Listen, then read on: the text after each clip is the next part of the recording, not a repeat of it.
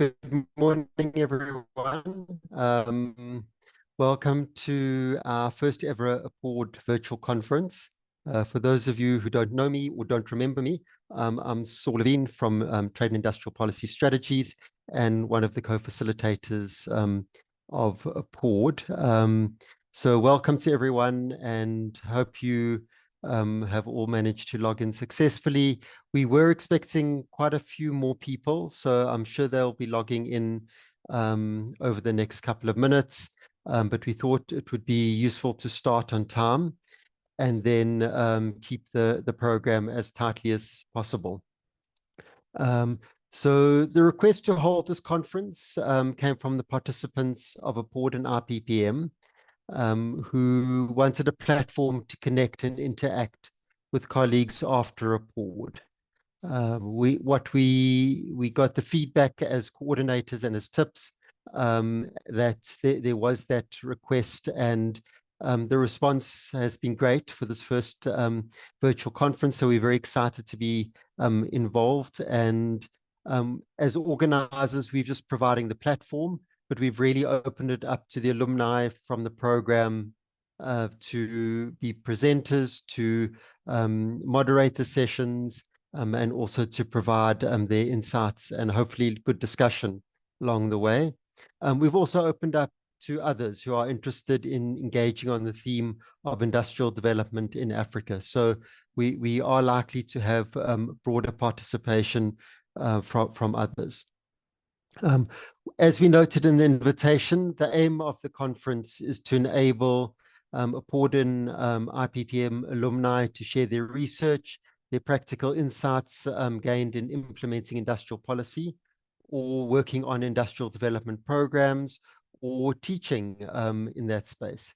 And we hope that these work outcomes have made an impact towards economic development, and we're able to share and discuss these ideas and work that we've engaged in. Over the weekend, I attended a memorial for one of my former professors, who in more recent years has been a colleague. As people spoke about his life and his achievements, a key feature that stood out for me about him was that he was not only an academic, but someone who engaged with the world and made an impact with his ideas, his knowledge, and his insights. And on reflecting on it, it reminded me of why we hold events such as the one we're having today. It's about generating those ideas, sharing our knowledge, and how we use that knowledge to change the world in which we live. And so I'm, for one, looking forward to this discussion today. We hope to have a very fruitful conversations. And on that, I'd like to invite our next speaker, Zukiswa Kimani, who's from the South African Department of Trade, Industry and Competition. They've been core supporters of the APORDE program, and Zukiswa is also an alumni of the program, and we're looking forward to her welcoming remarks. Over to you, Zukiswa. Thank you. Thank you, Saul, for that brief introduction. Good morning, ladies and gentlemen. As Saul has introduced me, I am Zukiswa Kimani. I'm the Chief Director responsible for industrial policy within the Department of Trade, Industry and Competition of South Africa. I also serve on the APORDE scientific committee. Welcome to this first installment of the APORDE Alumni Conference with the theme Industrial Development in Africa. I hope that it's going to be one of the many conferences that we will be launching going forward, and we'll use this today's conference as a pilot to see how we shape other conferences going forward. It is my pleasure to provide this welcome and opening remarks to you today. It is an honor for me as an alumni of APORDE, as I attended the course about 16 years ago, and this should tell you how long we have been running the program. The program may have changed over time in terms of the format, but the core has remained industrial development in the context of Africa. As Saul has indicated in his opening remarks, the Department of Trade, Industry and Competition has been a key partner or funder for this program, as it deems industrial development and structural transformation critical for our development, fighting poverty within the African context, creating jobs, building equity, and increasing employment spoken about. And we all do these things through growth. I think the key message around APORDE is to grow the African economy using different strategies, or it provides an alternative to what mainstream economics is all about. And our mandate as the Department of Trade and Industry, we want to promote a structural transformation.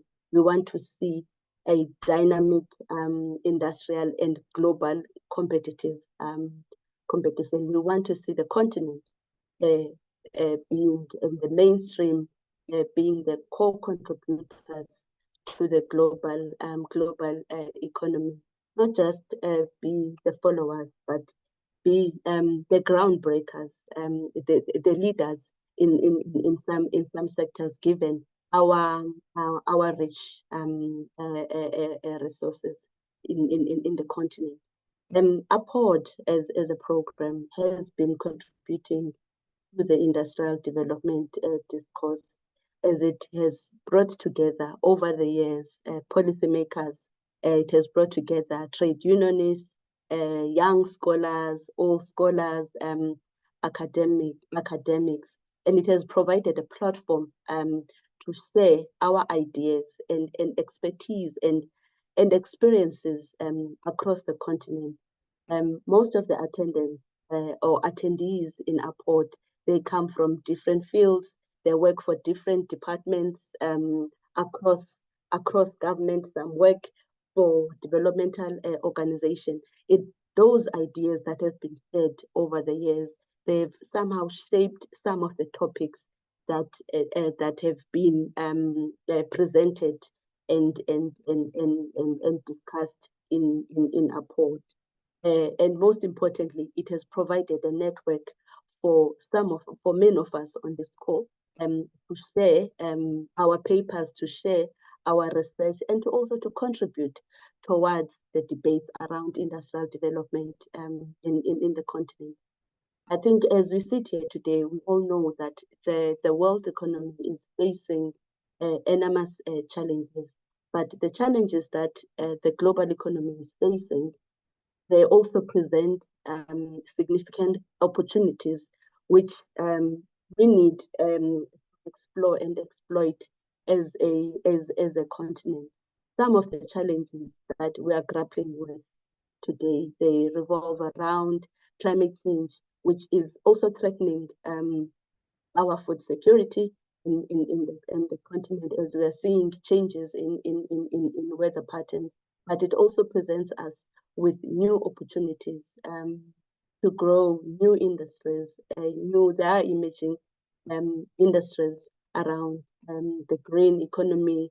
It's also forcing us to adopt green manufacturing, and it also forces us to look into the provision of cleaner energies. There are a lot of dynamics and that we need to be looking at around the green industrialization.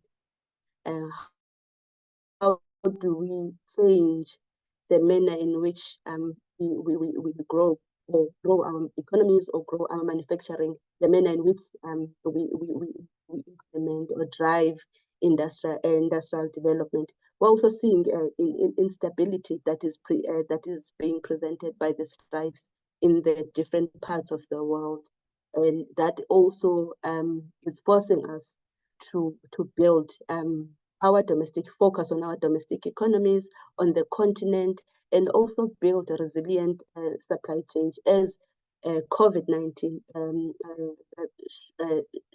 showed us that we need to put more focus and emphasis on trying to build more resilient supply chain, how to build more value-added activities in our economies. Even when you're looking at imports, looking at value-added exports, not imports, so that we are able to participate in the global value chain as a continent, not just be the exporters of raw materials. So I look forward to the deliberations this morning in the 3 sessions, and I trust that all participants will engage and debate the papers that will be presented later on. I thank you and all the best with the deliberations. Thank you so. Thank you, Zukiswa. I'd now like to introduce our keynote speaker for this morning's session, and that is Professor Fiona Tregener, who is also on our scientific committee and is the research chair of the South African Research Chair in Industrial Policy at University of Johannesburg. Over to you, Fiona. Thanks, Saul, and thanks for the invitation to make an input this morning. I'm going to try and be brief so that we can move on to the papers, not too much behind schedule, since we're really here for listening to these presentations by the alumni. I'm really delighted that this conference has come together today, and credit and thanks must go to Saul and the team for making this happen. I think it's a really important contribution to building a vibrant living network of APORDE and IPPM alumni, strengthening links, sharing research and so on, so that people can continue connecting with each other bilaterally or in groups or whatever, even beyond the cohorts that people physically attended with. More broadly, I think that this network is important in promoting and showcasing research on industrial development in Africa. And I just wanted to reflect on that a bit more broadly. In recent years, we've seen a resurgence not only of industrial policy in Africa, as has been widely recognized, but I think also in the research field, in research on structural change, industrial development, industrial policy, and related issues in Africa. And I think these, obviously, at least to some extent, go together, a kind of growing focus in the policy realm on industrial policy and growing prominence in the research field. On the one hand, I think where there's, in the policy realm, growing interest in industrial policy and growth of initiatives and so on, of course, there's more to study and more to research than just looking at the lack of and deindustrialization and so on. So I think where there's a growing emphasis on in policy, there's more to research, potentially more funding as well. And similarly, one hopes that in the other direction, that research does in some way feed into policy, providing some sort of evidence base for policy making in this field. So I think it's not surprising to see this kind of concomitant growth in interest in this field of industrial development and policy in both of these realms, so the research and that of practice. And I think whilst to some extent this sort of growing, in a way, mainstreaming of industrial policy has been an international trend over the last few years. I think it's been widely discussed that industrial policy that used to be kind of a dirty word, at least in some countries, is increasingly accepted as a core part of economic policy making, whilst of course there's quite a divergence in views as to what that entails, what instruments, how it coordinates with other policy domains and so on. But I think internationally there has been this kind of growing mainstream of industrial policy. But there's also been a shift, I think, specific to Africa, in addition to this kind of international trend. And if we look, if we kind of cast our eye back over several decades, I think that the interest in this, both in the policy field and concomitantly in the research field, has kind of gone in waves over time. in the post-independence period, there was a very strong emphasis on industrialization as part of post-colonial African countries standing on their own feet and so on. And there was, in the policy field, strong interventions around industrialization. And similarly, in research, there was a lot of interest in structural transformation and industrialization in Africa and so on. A lot of that was kind of had the brakes put onto it through in the period of structural adjustment, where, you know, in many African countries, industrialization kind of ground to a halt, and we had a very premature deindustrialization. And there was also a lull in the research field. I'm not saying that these things always go hand in hand, but I think that there is a link. And research in African countries was increasingly focused on other issues: poverty, governance, macro, and so on. So we can see almost a kind of generational gap in researchers in this field in Africa. There's kind of the old guard who'd worked on this maybe in the 70s and so on. And I think there's a huge resurgence of young scholars and who are working on this field. But it's almost like there's a bit of a gap in between, with, like, I guess, a few exceptions like myself perhaps, and others. But I think we can kind of see these sort of generational waves, as it were. So it's really fantastic to see the growth and interest amongst young scholars who are working in this field, looking at structural transformation, industrial policy, industrial development, and so on.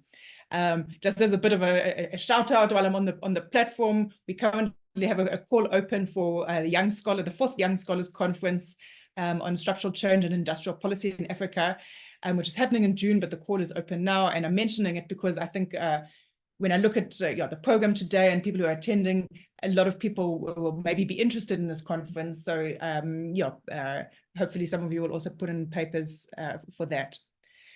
I think there's really exciting emerging topics in this field, both in the policy realm and in the research field. There's really no shortage of topics that are important and exciting to work on. And I think those are also reflecting in today's program. As Zuki has also mentioned, there's a growing appreciation of the importance of green industrialization, green industrial policy, and of some of the exciting possibilities with the windows of opportunity that are open around that. In the policy realm, the importance of firms and countries kind of getting in and getting a space in that, whilst the opportunities are still relatively fluid. And in the research field, I think there's so much to analyze in terms of nascent developments in green industrialization and the potential there. I think also there's growing emphasis on innovation, technological upgrading, digitalization for our technologies and so on, and the kind of the challenges and the opportunities that those open for industrialization in Africa. Even the AFCFTA, I think, is widely recognized as a game changer potentially for industrialization in Africa. And I think, again, there's a whole set of issues around regional value chains, regional integration, and so on, that are recognized as both increasingly important for industrialization in Africa, as well as within the research field, opening really exciting opportunities for qualitative and quantitative research.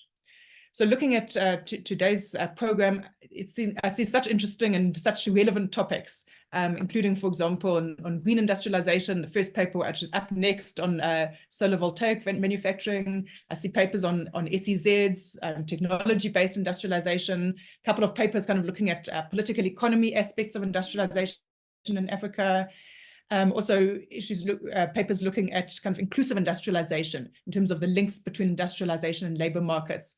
So I think it's a fantastic program, which really touches on some of the key contemporary issues in industrial development in Africa. They showcase some of the exciting research which is happening, and I think would also be of interest for policymakers. So really looking forward to listening to the papers and discussions, and I hope that this conference will go from strength to strength in future. Thank you. Thanks very much, Fiona, and thank you for your opening remarks and insights. And yeah, we're all looking forward to a great program today. I'm going to now hand over to Lesego Moshikaro Amani, who's going to be our moderator for the first session. Thanks, Lesego. Thank you very much, Saul. Good morning, all. Thank you very much to Saul, Fiona, and Zukiswa for your reflections, inputs, as well as opening remarks on APORDE. So my name is Lesego Moshikaro Amani. I'm an economist at TIPS, but I'm also an APORDE alumnus. So really happy to be here. And I will also be the moderator for today's first session, which I'm really looking forward to. I'm sure it's going to be very informative, and I also look forward to getting insights from industrial policy development and challenges from across the continent. So in terms of the first session, the structure is as follows. I will take all three presentations where each speaker will have 12 minutes to present on their topic, and then we will have a Q&A session that follows after that once we've heard from all the three presenters. So the presentations that we have today, in the first presentation, we have Elvis Aveno, who is a senior researcher at CRED, which is based at the University of Johannesburg in South Africa. And the presentation explores the topic of solar PV manufacturing in South Africa. And this is an ongoing discussion when we're speaking about the importance of Africa's manufacturing capacity for renewable energy technologies, of solar PV, wind turbines, and also in terms of industrial development and the growing of new and green industries. So really looking forward to Elvis's presentation. And then followed by that, we have a presentation that looks at potentially mapping risky import products in Africa, and that would be by Socrates Majunde, who is a lecturer at the Department of Economics and Development Studies at the University of Nairobi. And the paper looks at the vulnerability that Africa faces due to its reliance on a limited set of import products, as well as limited countries. And the study points to the necessity of diversifying sources and also increasing production capabilities in the domestic economies across Africa. And then lastly, we have a presentation by Dalaya Ashenafi, who is an independent researcher based in Addis Ababa in Ethiopia, and she will be presenting on a paper titled Thinking About Political Settlement and Ethiopia's Industrial Future, which sheds light on the intricate relationship between governance, industrial policy, as well as political instability in Ethiopia. So Elvis, I see that your presentation is up, so over to you. You have 12 minutes. Thank you very much. Thanks, Lesego, for that introduction, and thanks also to TIPS and all colleagues for being here and for the opportunity again to sort of share some of the work we've been doing with some colleagues, but also at CRED and the South African Research Chair in Industrial Development. So my presentation today, and given the sort of the focus that APORDE often cases emphasize around policy issues, my presentation today would try to sort of focus much more on the policy issues rather than on the technicalities, particularly focusing here on solar PVs and whether Africa has the opportunity to sort of manufacture a homegrown solar PV. And I'm pretty much sure we've all been listening to some of the new policies that different countries have been implementing around how to transition to green production processes. And we do know that there's been a huge emphasis on solar PVs as a key transition technology for quite different reasons. And also as a key source of sort of a low carbon electricity generation. And there have also been generally some discussions around whether, and from our point of view, to a large degree, some exaggerations, whether these offer some opportunities, particularly for African countries that have rich mineral resources, to be able to venture into the homegrown production of some of these technologies. What we set out to do in this paper is to sort of centralize some of these discussions and actually explore the opportunities that exist, particularly for African countries. There is also some discussions around the fact that we do see quite unprecedented growth in solar PV manufacturing exports, but we do know also that it is one of the most sort of advanced technologies that is currently on the market for green transition, and we do see based on some specific data, some growth in the amount of electricity that's generated particularly from solar.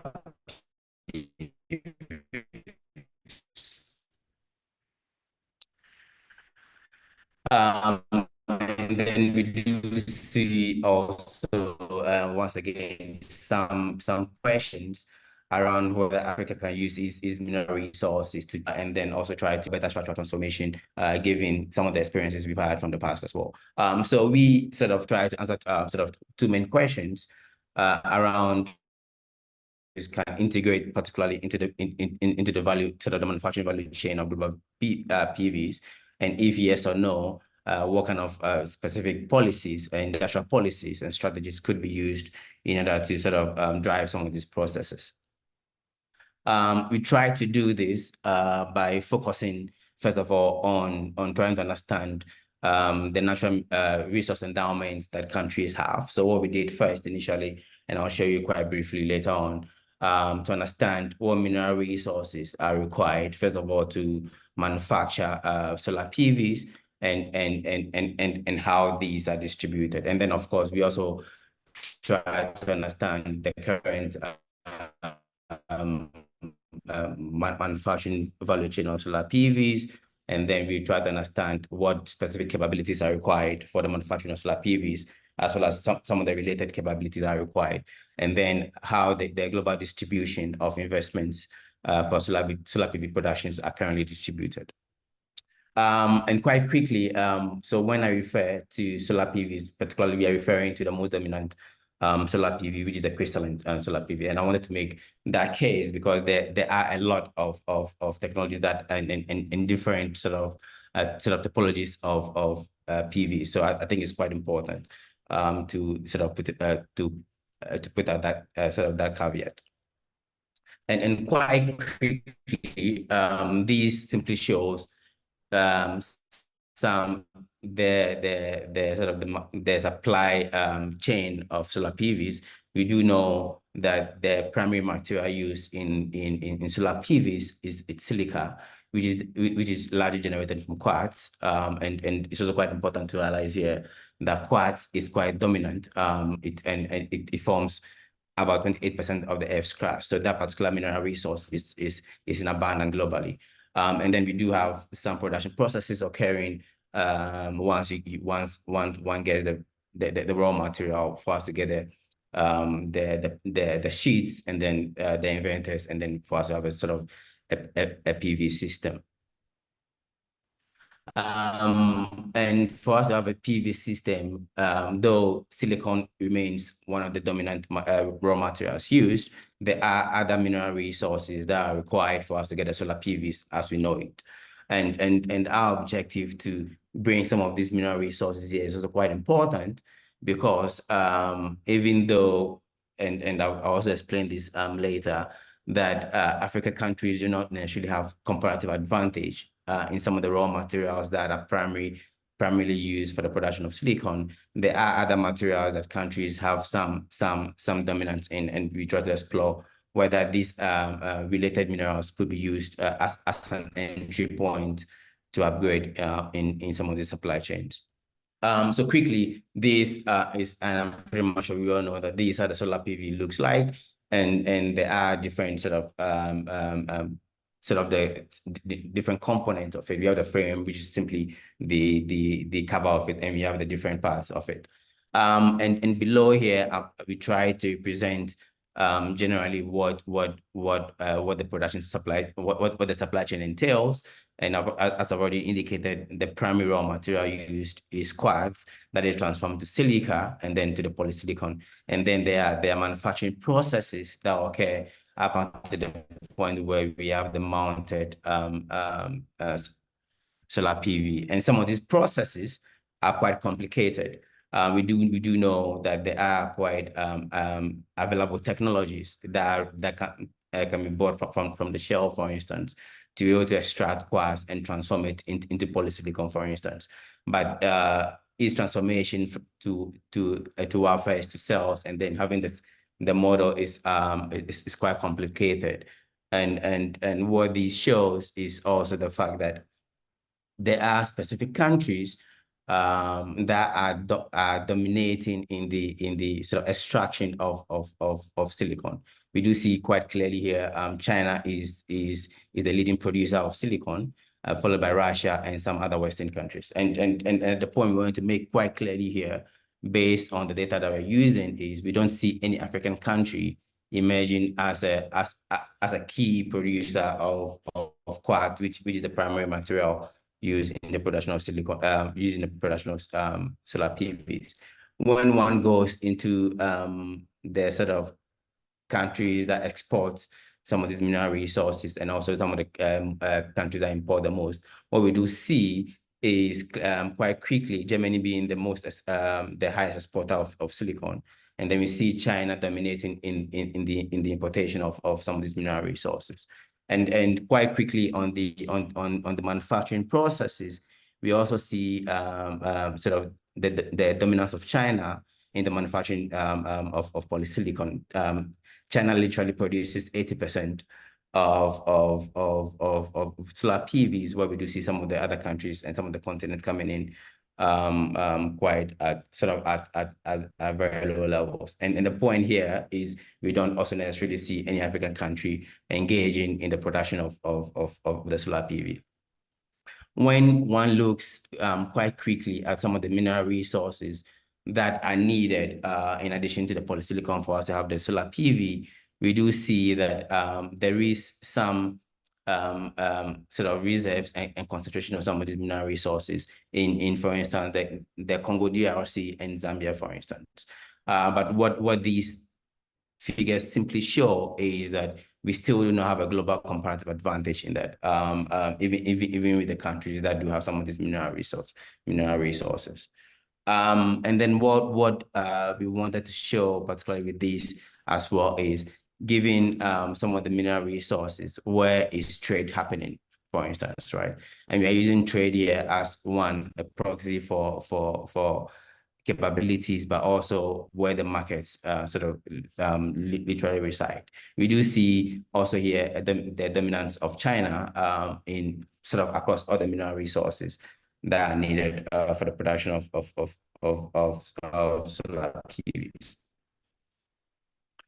And then when we do a very quick mapping using trade data of all the mineral resources that are needed for the solar PV and for across all the other African countries, what we do see here, we do see some trade activities in green happening across majority of countries. Even though the trade data does not the data some economic abundance of some of these mineral resources, we do see that some African countries are engaged in some of these mineral resources. This could simply be because there are some production activities happening, but also could be because of some level of sort of re-exports happening across the continent. So the idea that I'm trying to build, and the story I'm trying to build from here, is the fact that based on the mineral resources, we've seen that African countries do not have a comparative advantage in the mineral reserves. We've seen some dominance of China in the manufacturing, where we don't see any African country at all. And then when one looks at the investment and trade data as well, we don't necessarily see any African country playing a key role. What we wanted also to check is, do African countries have other mineral, sort of some natural resources that could be relevant, particularly when one talks about generation of solar energy? And what we do see, and this is represented in several charts, is the fact that we do have some natural some natural capability. And I think Africa sort of dominates the world on producing solar energy. And we think that this is quite informative, given the evidence we've presented sort of before, that based on the mineral resources, we do not necessarily have comparative advantage. But if there is opportunities for us to generate solar electricity, there are some comparative advantage that could be generated from there. And we do see some evidence emerging, particularly from Morocco, trying to take advantage of some of these opportunities. So to conclude quite quickly, what we do see emerging, and to put it quite bluntly, is that there are no opportunities for African countries to integrate themselves into the solar PV manufacturing value chain and to upgrade, because there is already a high level of concentration of this market. Where we do see opportunities emerging is about adopting solar PVs and then using it to generate solar electricity that could be used for other types of manufacturing activities. And we think that this is quite important, given that no African country necessarily have some of the comparative advantage needed to engage in the local production. And of course, we do have issues around electricity poverty as well in the continent. And we do think that our energies should be focused on adopting the technologies and using it to produce solar energies that could, first of all, lead to green transition, but also try to solve some of the energy energy poverty issues that we have on the continent. Thank you, Leso. Thank you very much for that very insightful presentation, Elvis. Next, we have Socrates. Good morning, Leseho. Could you please confirm whether you are hearing me? Yes, can hear you just fine. Thank you very much. First of all, I'd like to begin by apologizing to all of us.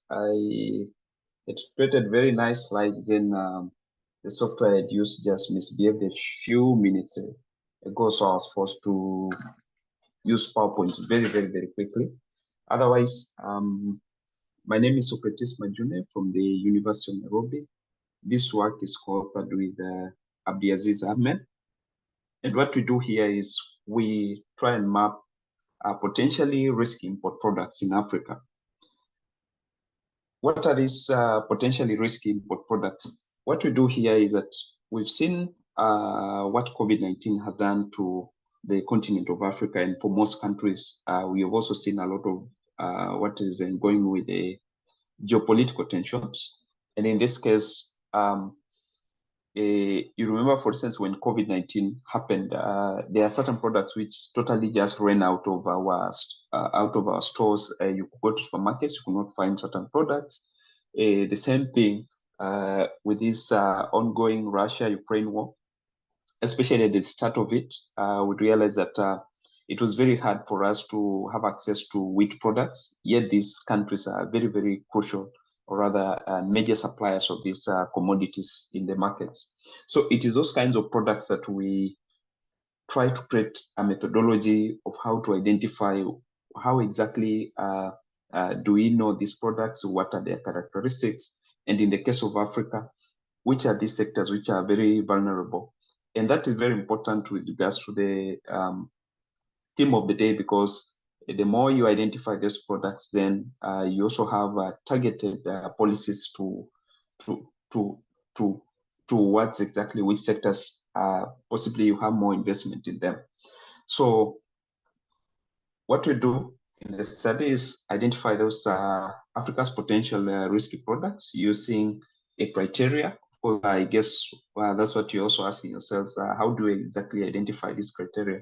So there are three levels of identification: market concentration, whether this product is actually just exported by very, very few countries, meaning the sources are very few. If those sources are disrupted by something like COVID, then all of us cannot actually access the commodity.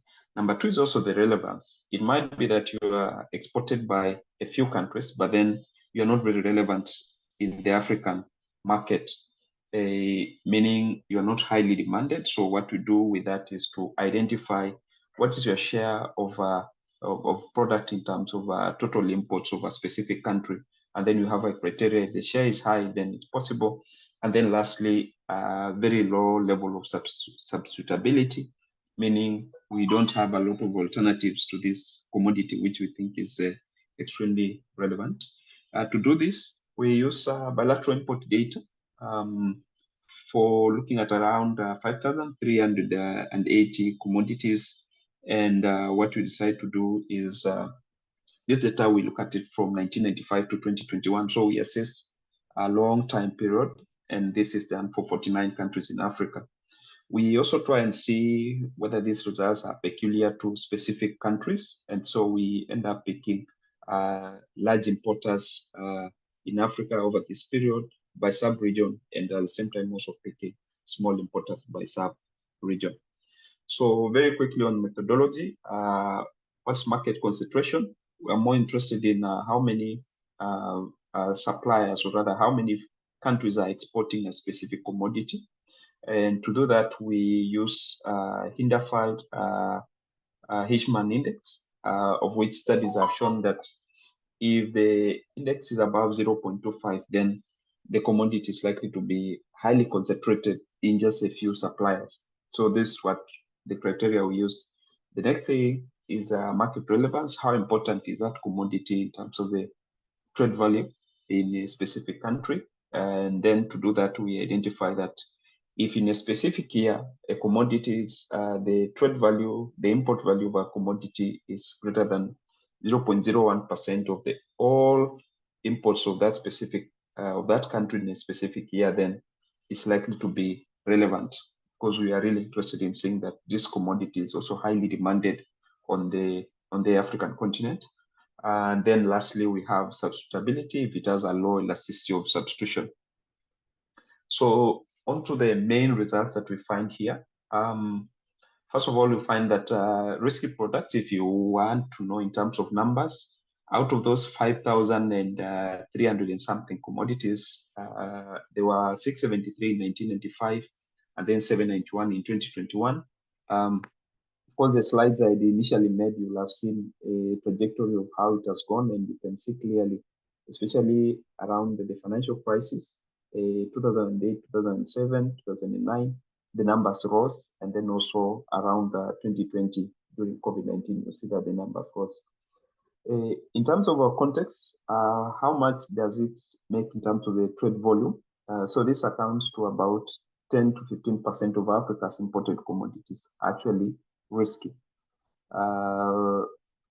Just a few examples are, for instance, wheat, rare earth, aluminium, semiconductors, commodities which are very, very crucial, especially for the manufacturing sector, and also, of course, the agricultural sector to their own households.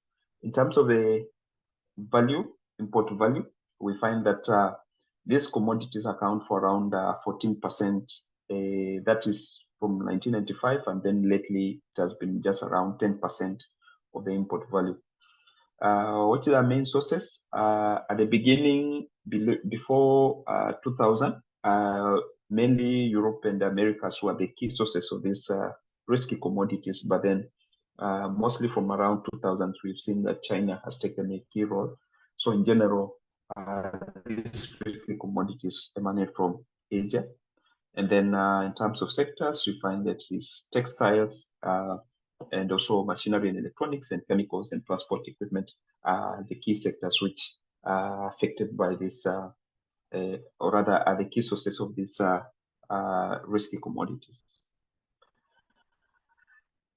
In terms of countries' case studies, because what I've shown you is just general now in Africa, what we found. So once again, we classify countries in two ways. So we have the large importers per sub-region for that period of study from 1995 to 2021. So we saw, for instance, in Southern Africa, we see South Africa. Egypt was the largest importer in North Africa. As for small importers, we can see, for instance, Libya being the least importer in North Africa, and then Guinea-Bissau being the least importer in West Africa. So we find that the results almost mimic what we see in the entire continent, but then we see that small importers are more risky, import more risky commodities by both volume and value, as opposed to the large importers. Machines and electronics stand out as key risky commodities. And then as we check at the source, of course, we see traces that Asia has a key effect on as being a source of these commodities. But then we also find that South Africa is one of the main sources of these risky commodities, especially for the DRC and Malawi, meaning some of these risky commodities are also emanating from the continent. And then we also find that these traces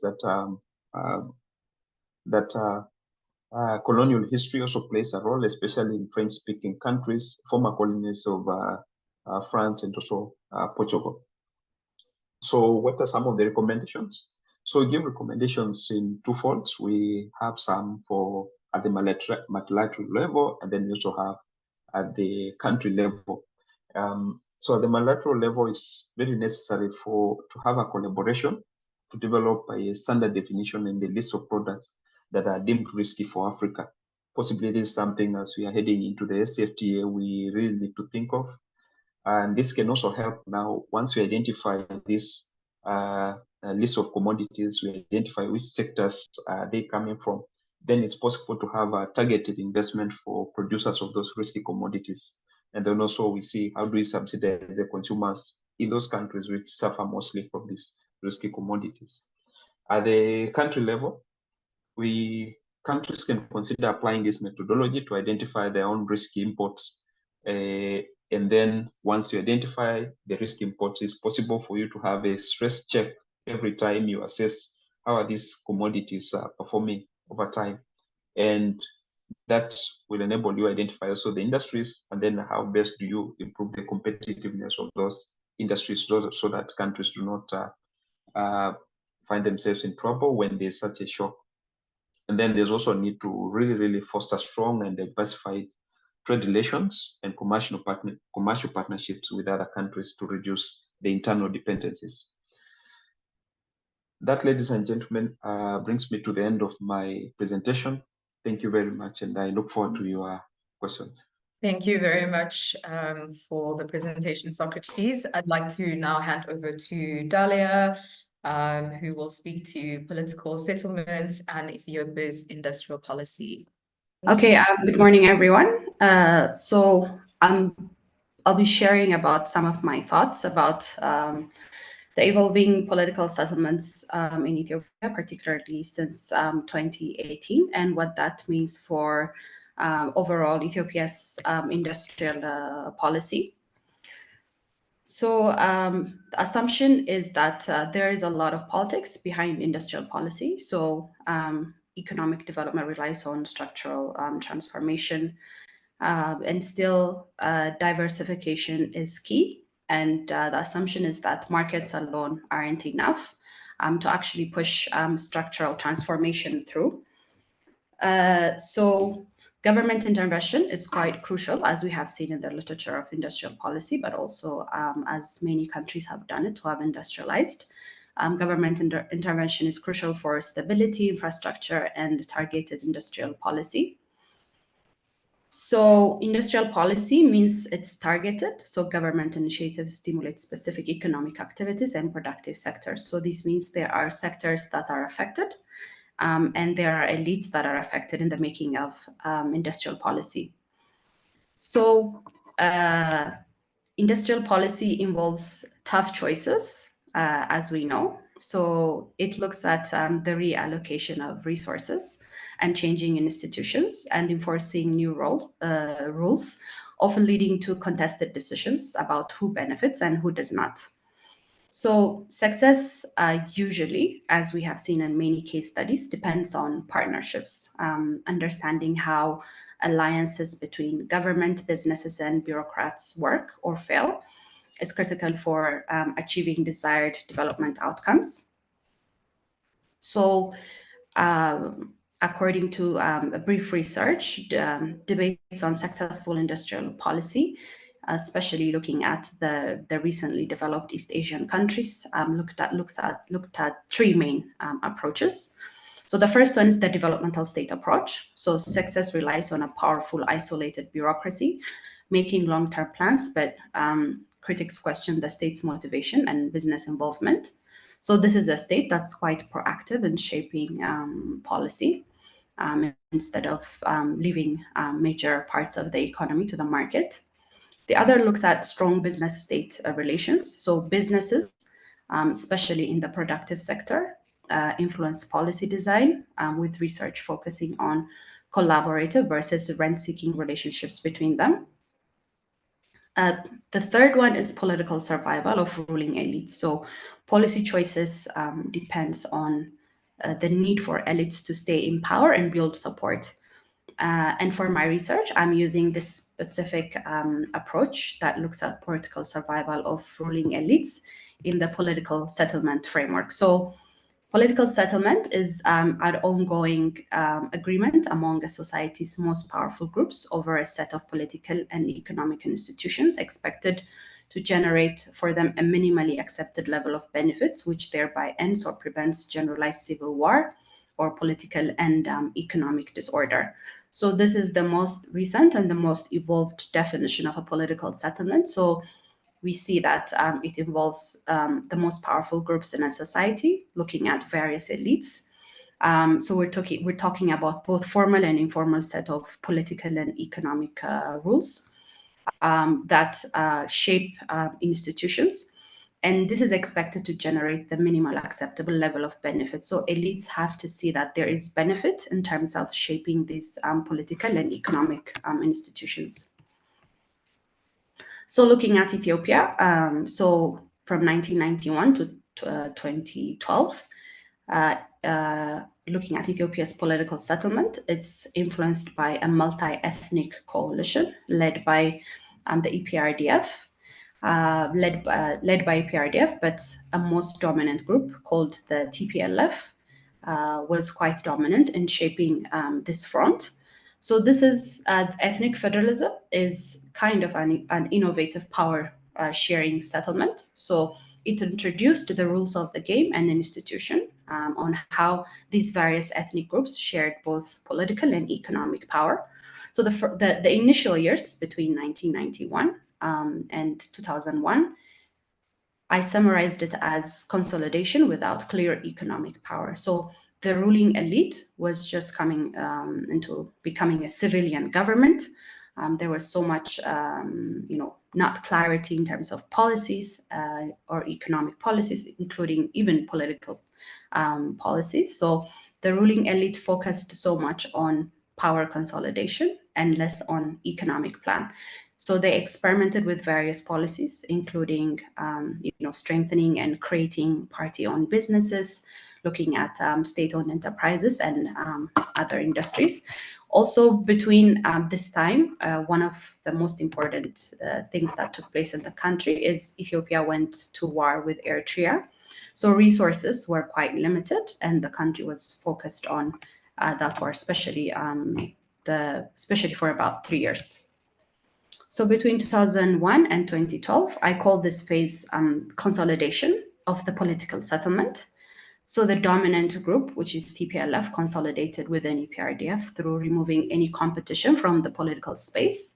So the political settlement evolved into fierce competition between elites on who will fix the rules of the game for both politics and economy.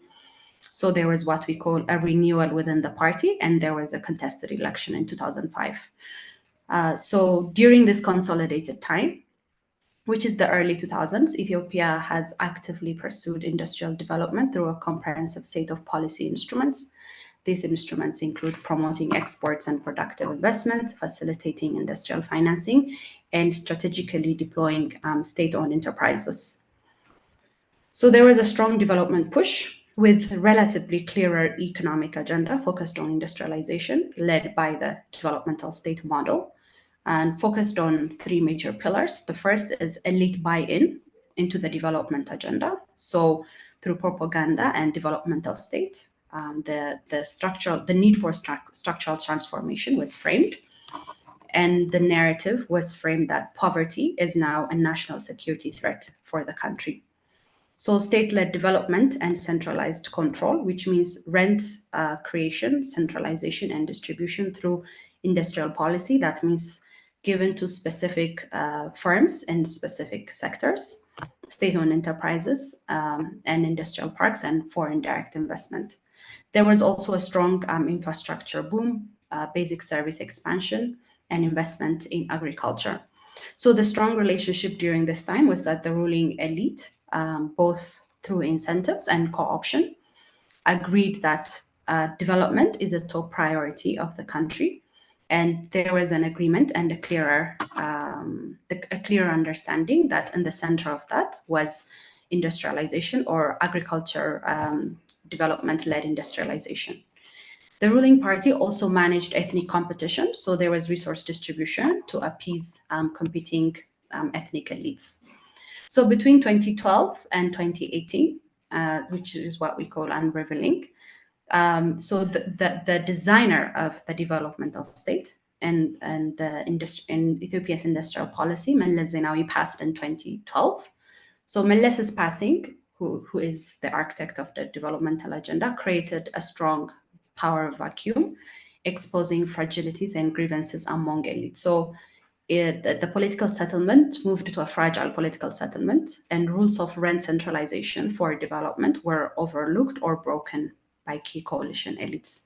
So internal challenges came forward, dominant groups' political and economic control was contested, and Ethiopia saw a lot of protests in between 2012 and 2018. So there was a shift in vision that the developmental state model was questioned, leading to fundamental changes. So post 2018, which is what I call the disruption in the political settlement. So the disruption of the pre-2018 political settlement and the dislocation of the most dominant group, which is the TPLF, from federal power, marked a significant shift in Ethiopia's political landscape and development model. And the model itself, the relationship between the development and of the state was questioned, because we had a decentralized state, which is state structure, which is federalism, but there was a strong centralized party system. So the conflict between the two was creating tension. Although the EPRDF political settlement was still evolving, it was very slow to bring the changes that needed to lead to significant changes to the productive structure of the economy. So the decline meant that the TPLF, which was previously seen as the champion of the developmental state, lost dominance. So after 2018, a new coalition emerged, a new coalition with different economic vision took place. So there was a big shift in the political settlement. So there was a move away from state-led development, industrialization, to a more state-bad, private good kind of policy making. So there was decentralization, so less centralized power and economic control, which is still at the initial state, but the direction seems that this means that the state will have less role in the economy, and the domestic and other private sectors will take much more role in the industrialization process. So private sector focus, more emphasis on private sector-led growth and working closely with international financial institutions. So the uncertainties and challenges within the political settlement, we see that there is lack of clear national development agenda, which is one of the most important things in pursuing industrial policy, that ruling coalition needs to be clear and needs to understand that industrial policy is at the center of economic development. The unsettled political landscape also means that there is a constant fierce competition among various ethnic groups within the new coalition, and the political settlement is unsettled. So no agreement in terms of how economic rent is shared. So government resources are dispersed in various sectors with no clear understanding of what sector to focus on. And they are more focused on new projects to appease a specific constituency with no clear national significance. So the coalition is quite fragile, because there isn't clear understanding of rent distribution among elites, and more focus on power consolidation than industrialization or structural transformation, because the unsettling in the political settlement, as you know, has led to one of the biggest civil wars in Eastern Africa, and there are continued internal conflicts among key elites. So the post-2018 development project in Ethiopia, I've named it as Developmental Statism in Transition. Although the government has not fully abandoned its role in the economy, it's evolving its involvement out of the economy. So strong desire to limit the state's role in the economy. So it's very difficult to have a strong industrial policy without state backing, at least in the initial years of development. And alliance with pro-market institutions, including World Bank and IMF, coming with strong conditionalities to reduce the role of the state. So more market-driven approach to development and more attention given to other sectors. Basically, right now, services and tourism seem to be at the center of economic policy making. So there's also a limit on government development financing. So prior to 2018 and between 2009, there was considerable financing for firms who want to invest in manufacturing and production. So there is now a revision in terms of what sort of financing goes to this firm. So this is a huge policy gap. And there's no clear agreement of ruling coalition on the role of industrial policy and industrialization. So less policy engagement on the importance of industrialization. So going forward, a new political settlement that prioritizes long-term investment in capabilities is essential for charting a different course in Ethiopia. Thank you. Thank you very much for your presentation, Dalia. I'd like to thank the three presenters for very, very informative presentations and highlighting some of the key ongoing conversations around Africa's capacity for renewable energy development and manufacturing, as well as highlighting global supply chain disruptions and trade policy, and also with Dalia really highlighting the importance of the political economy and industrial policy. So I've seen some questions in the chat, so thank you to those who have submitted their questions. So the session is meant to end at 10:45, so we have just under 10 minutes for questions. So if you'd like to ask a live question, please raise your hand and we'll give you a chance to ask your question. So we have received a few questions for Elvis, but I'll take two for now. And if we have time remaining, then we will see if we can get to the rest. So Elvis, I'm going to start with you for your first two questions and then give you a chance to respond, and I'll go on to Socrates and then to Dalia.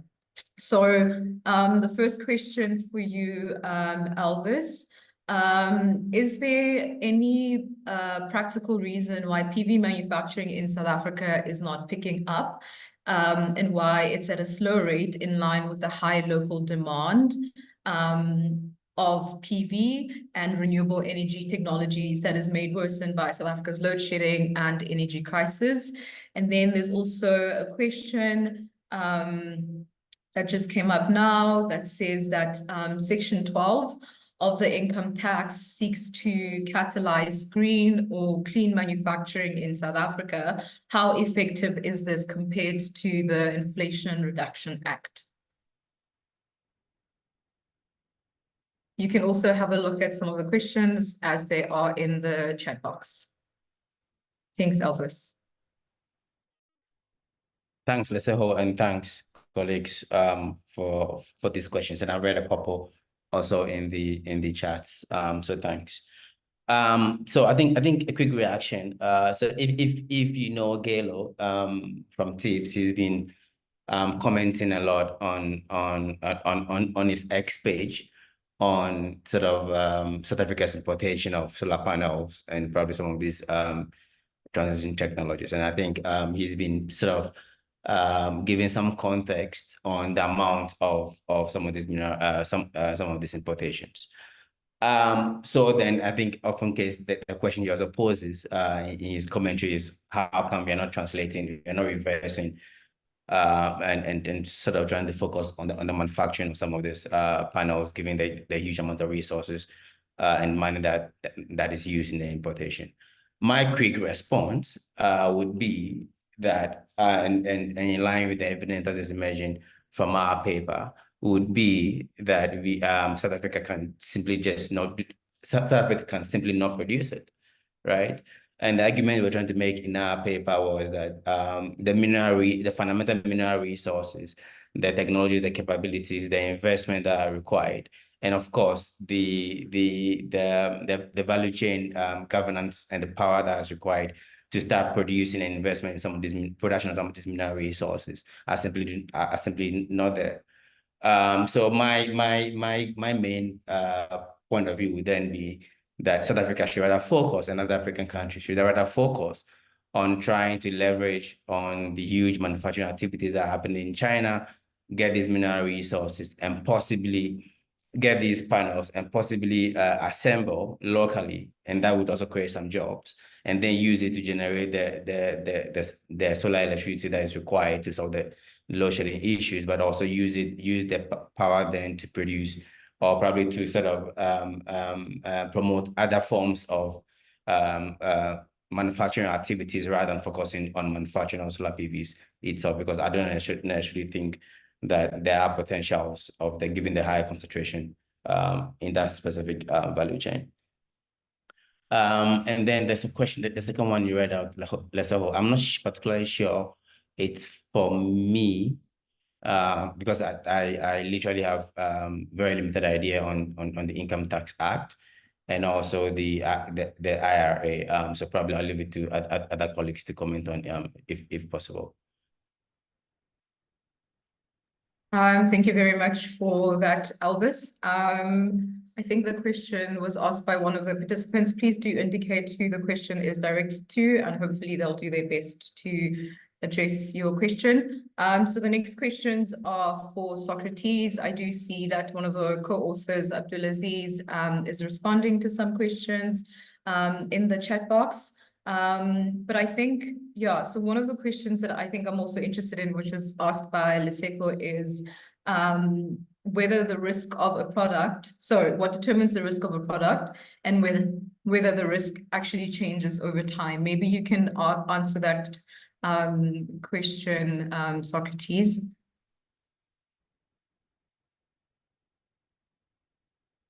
Okay, thank you very much, Liseko, for the question, and of course I'm still seeing a lot of a couple of questions also on the chat. So to answer your first question is whether it changes. I can say yes. Unfortunately, as I said, the original slides I intended to present will show a time series, then we will actually have seen. But then what we see mostly is that as they change, the key thing that especially those periods where we had the financial crisis around 2008, 2009, you see the numbers going a little bit high. And then the other change also comes around 2020 as we were moving towards COVID-19. So that's what we are seeing. I saw a question on, just a moment. I saw a question on small countries, just a moment.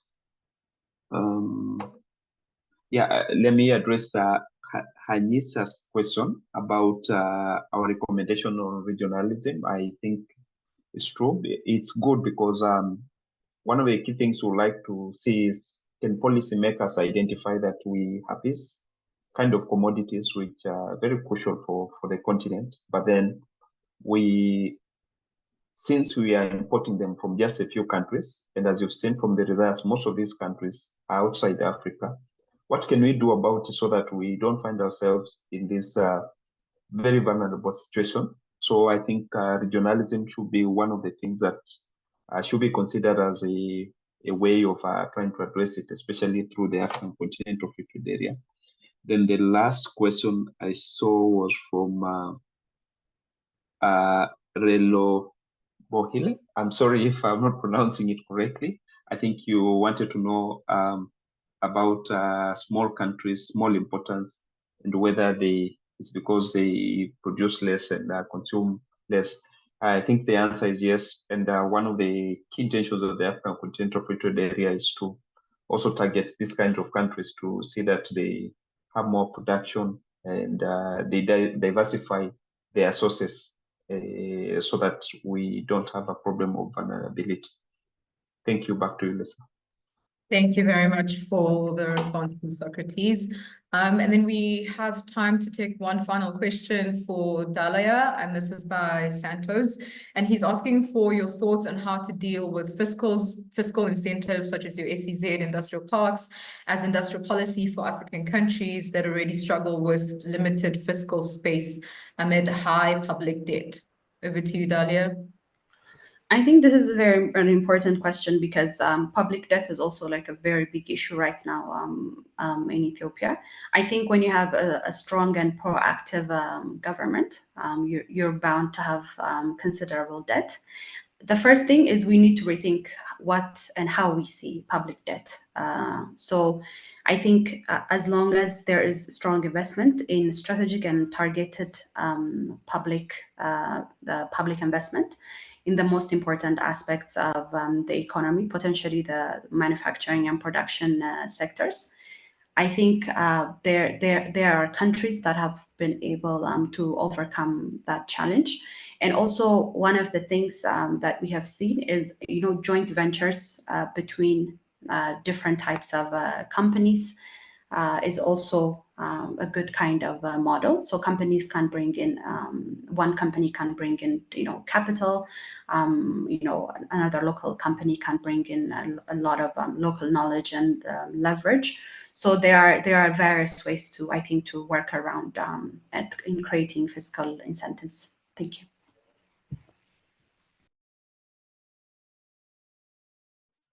Thank you very much, Dalia, for your question and response. So that's all the time we have for today's first session.